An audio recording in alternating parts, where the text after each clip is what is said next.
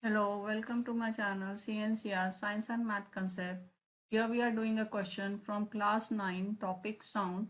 The question here is, can sound travel through iron, water and vacuum? So first of all, we see how the sound waves are propagated. For propagation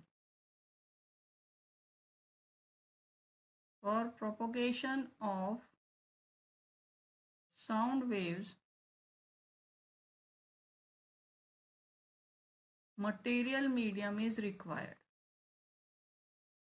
Material medium is required, and given material in iron, material medium is present, in water material medium is present, but in vacuum there is no material medium.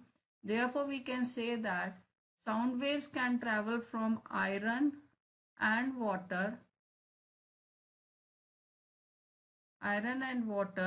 Sound waves can